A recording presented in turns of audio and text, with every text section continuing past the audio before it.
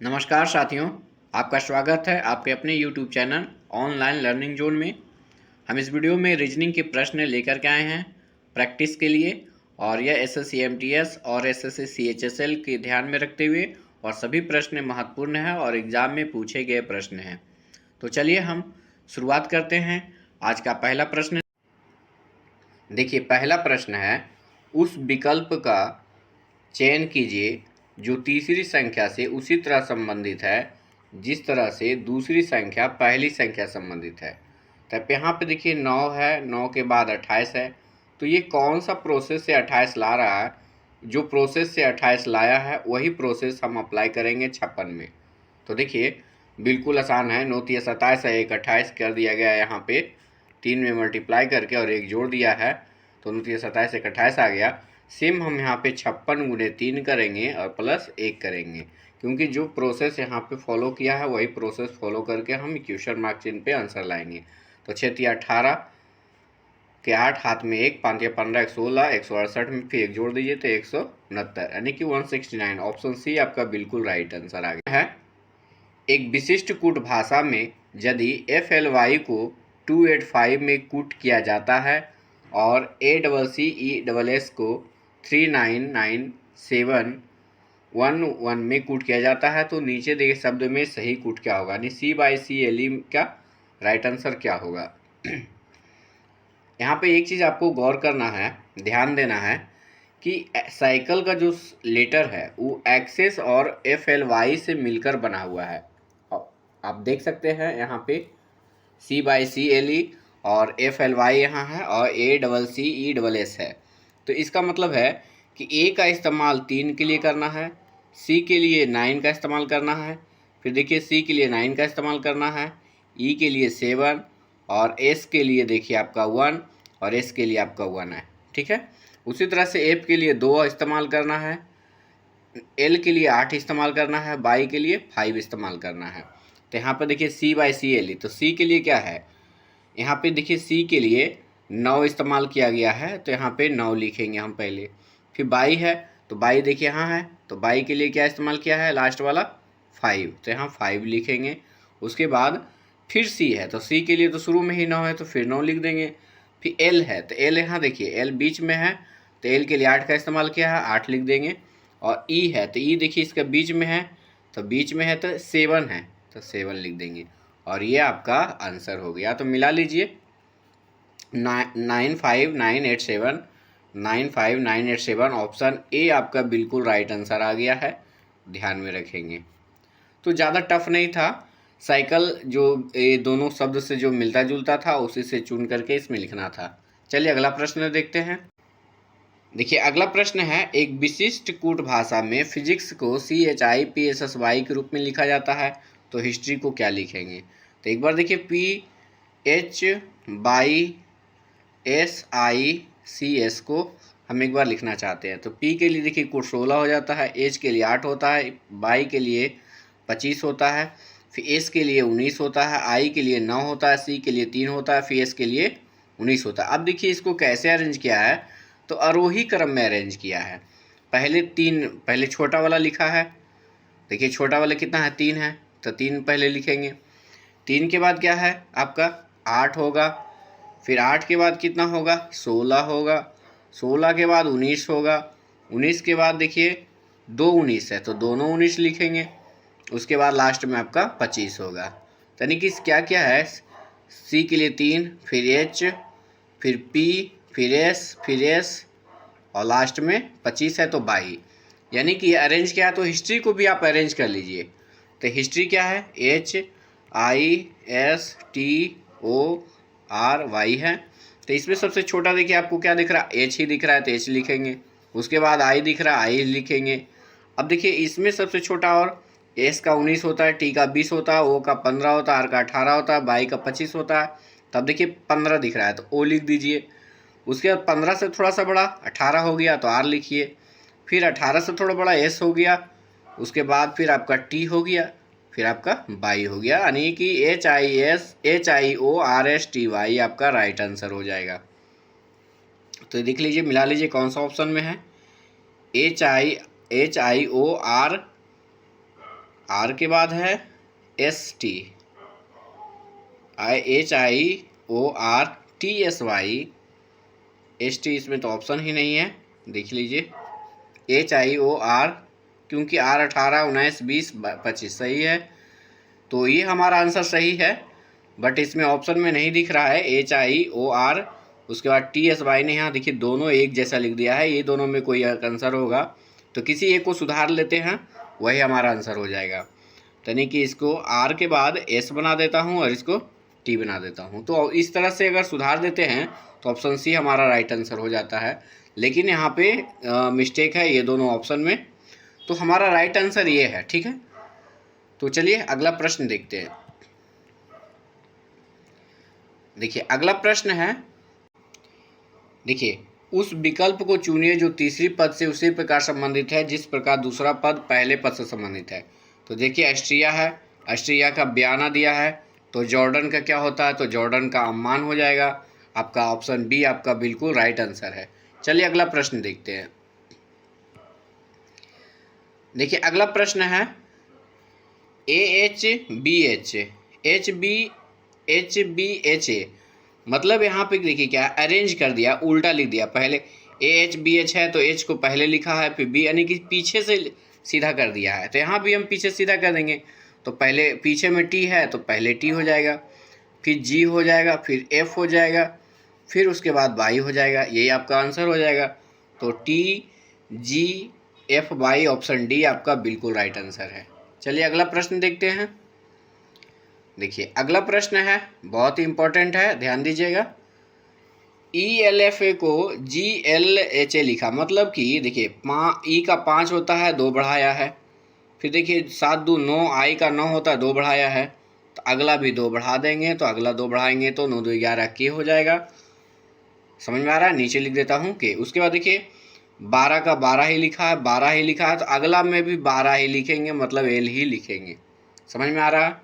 उसके बाद देखिए F के बाद देखिए H लिखा है, 8 के बाद 2 10 हो गया, 10 और 2 12 होगा, तो फिर L हो जाएगा, ठीक है। फिर देखिए आपका A के बाद A लिखा है, तो अगला भी A लिखेंगे, यानी KLLA हो जाएगा। ऑप्शन डी आपका बिल्कुल राइट आंसर हो जाएगा, ठीक है। बढ़ते हैं अगले प्रश्न की तरफ। अगला प्रश्न देखिए, एक विशिष्ट कोड भाषा में एप्पल्स के लिए 12 24 56 लिखा, कैंसल के लिए 918954 लिखा है, तो क्लीनेस के लिए क्या लिखेगा। देखिए ये वाला शब्द और ये वाला शब्द दोनों से मिलता जुलता ये है, आप देख रहे हैं।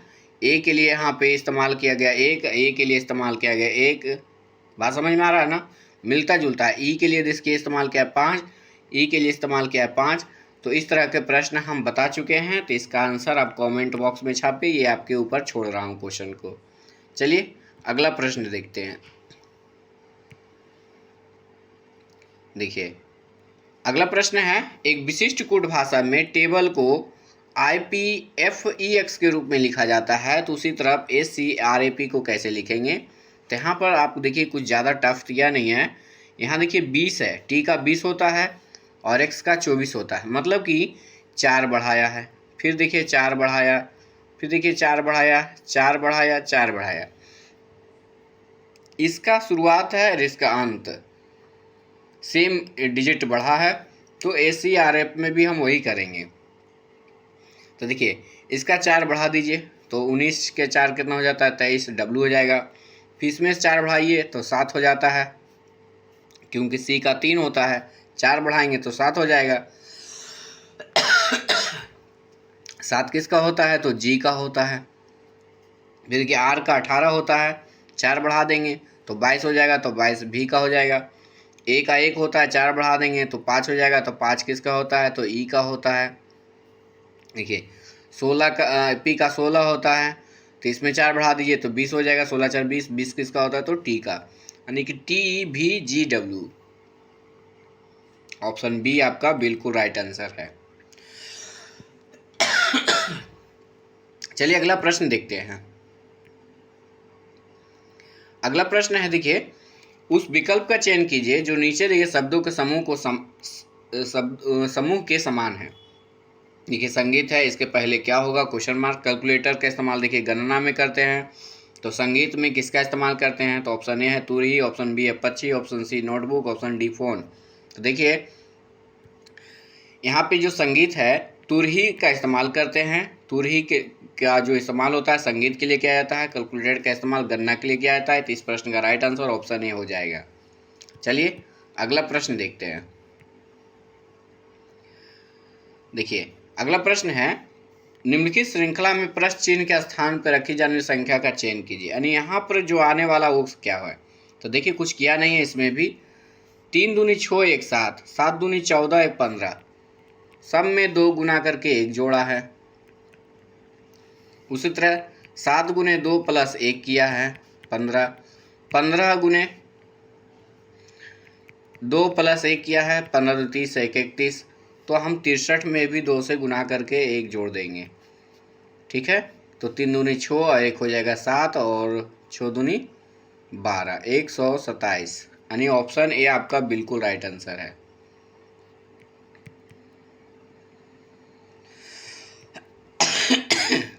चलिए अगला प्रश्न देखता हूं। अगला प्रश्न